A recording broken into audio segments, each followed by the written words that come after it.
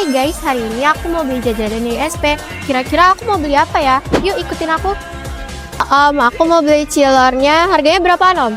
Satu porsi 10.000. Kalau gitu aku mau beli yang 15.000-nya ya, Om. Omnya buka dari jam berapa? Dari jam setengah 7.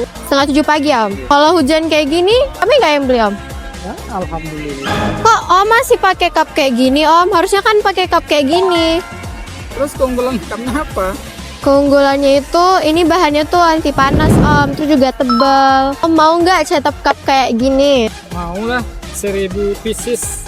Oke, boleh. Karena Om pertama kali yang cetak cup kayak gini sama kami bakal kasih Om 500 pieces.